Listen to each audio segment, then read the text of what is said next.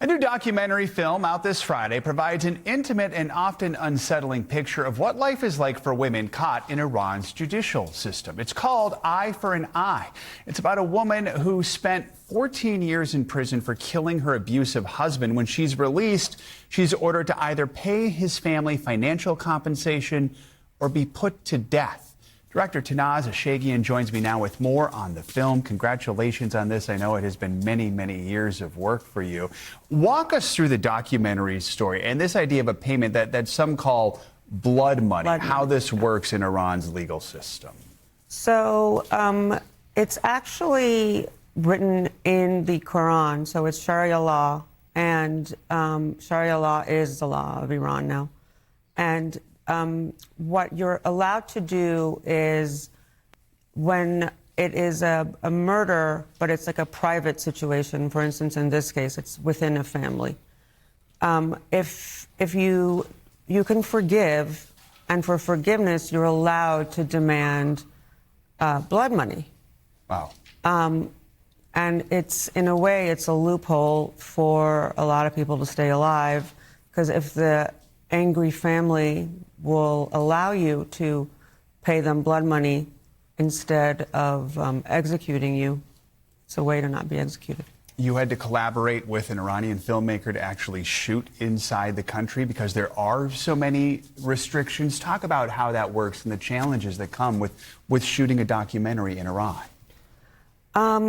So I worked with a team on the ground, and this was a first for me to not be there myself. But I noticed during the pandemic, a lot of filmmakers were doing that. And I was like, this is fascinating. Yeah. I can probably, I'm at a place in my filmmaking ability where I can direct from here and potentially make it happen. And it worked. And the team on the ground lives in Iran, knows where the red lines are instinctively. And so they were great at getting access, knowing where they can go, where they can't go. And what we would do is, when the footage was shot, they would send it right over. And that's how we operated. This is an eye-opening story, I think, for so many people. Why was it so important for you to tell this story? Well, in my filmmaking career, I've always been interested at looking at people who are at the margins. And in some way, they're banging up against what the norms are. They've transgressed the norms. They don't fit in. They don't belong. Because I think that's the way you can really understand a society, is by the people who don't fit in whatever way. Like, I did a film about men in Iran who have sex change operations a while ago. And there you have folks who really are shunned. They don't fit in. And in this case, because of what had happened, she has become persona non grata. And I think it's a great way to understand patriarchy at its margins, really, because here's a woman who, if things had gone well, would have been taken care of by her husband, would have had her father taking care of her.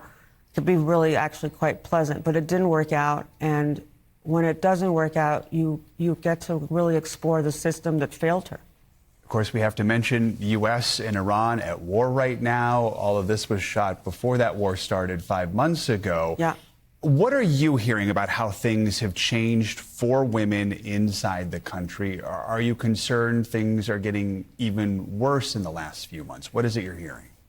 I wouldn't say that they're necessarily getting worse or they're getting better. I think the focus right now is on survival and less on women's rights in the way that they were before the war. So I think the focus has really shifted. For people in America who see this story, what do you hope they take away from it? Well, I actually think, I was discussing this with a friend the other day. If you watch this film, you will appreciate the ability of Iranians to negotiate.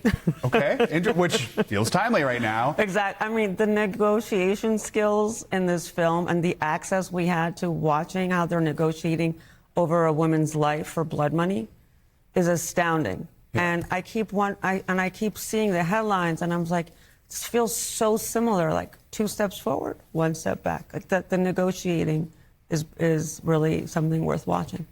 Tanaz Eshaghian, thank you so much. Congratulations on the film. We appreciate you joining us. Eye for an Eye, out in theaters this Friday.